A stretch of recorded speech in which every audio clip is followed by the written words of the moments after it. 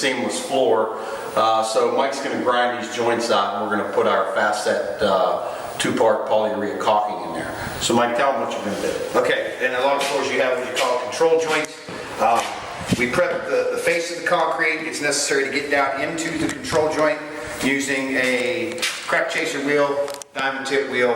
You can get it at any Home Depot, Lowe's, home improvement store. Put it on a 4-inch grinder. You want to grind both sides and clean all the debris out of the bottom of the joint. So we're going to demonstrate that now.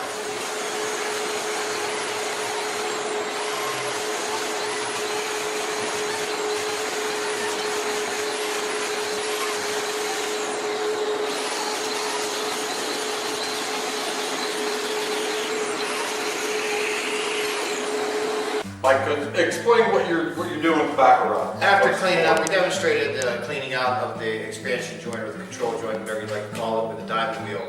And in my professional opinion, it's important to only be bonded to the two sides of the joint, not all the way down in the trough. The flexible material allows for the joint to move, and it'll stay stuck to both sides and take the movement of the slab. If you're bonded to all three sides of the V, then when the floor moves, something has to give way somewhere, and normally what you're going to wind up with is a crack coming up through your floor. So I feel like it's important to always use a backer rod in the bottom of your joint so that you're only bonded to the two sides instead of all the way in the trough. This allows for the joint material to flex and move with the slab while being separated from the bottom of the joint. Simple to install. You figure out how big your joint is. You buy the appropriate size backer rod. My method of installation is pretty simple. It's a screen door repair tool. Put the rod in the joint, use the screen door repair tool to roll your backer rod down in the bottom of the joint, and you're ready for the installation of your material. I'm going to demonstrate how to use Spartan Epoxies Fast Set Polyurea joint filler. First thing you want to do, it comes in a dual cartridge kit.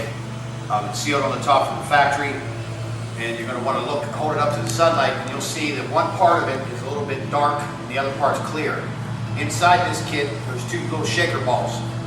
You want to do like this with it a few times, turn it upside down until your darker component is fully mixed inside its cartridge. This is important for the material to cure correctly once you install it into the joint. Or you can shake it up and down, whatever it takes until you're satisfied that it's mixed fully. Then you take a pair of channel locks, a pair of pliers, whatever you have, snap the top off, making sure that both sides of the cartridge are equally open. You want to make sure that both sides are equally open so that you have equal flow. Install your tube, take the nut that comes included with the kit, thread it on, insert the cartridge into a dual cartridge caulking gun, secure it, have a garbage bag ready. Start feeding the material through the mixing tube and watch it as it goes into the garbage bag. You want to make sure that it turns almost like a milky consistency so that you're sure that both components are mixing equally. If you don't, what you'll end up with is a joint in your floor that won't cure and a big mess that you really don't want to mess with.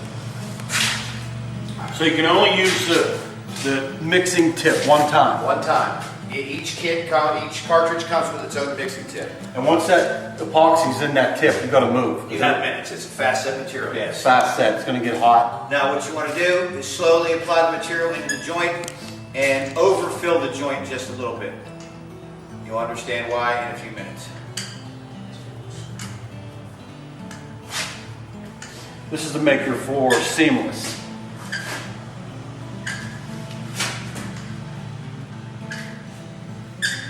The important thing is that these joints got to be bone dry. You can't have any water, moisture in there at all, because it will have an adverse effect on this epoxy. It'll just caulifly right out.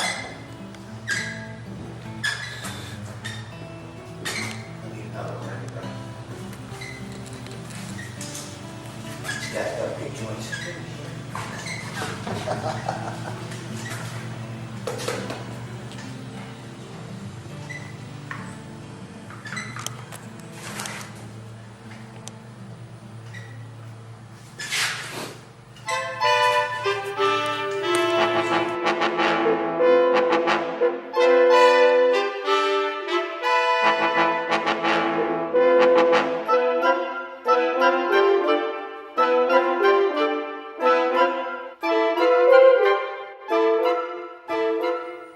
Fast Set joint sealant has set to where if you touch it, you don't leave a fingerprint anymore.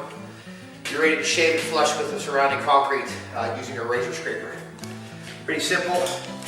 Keep your razor scraper down low. You shave the remainder of your joint filler off so it's flush with the concrete, and you can coat right over it after that.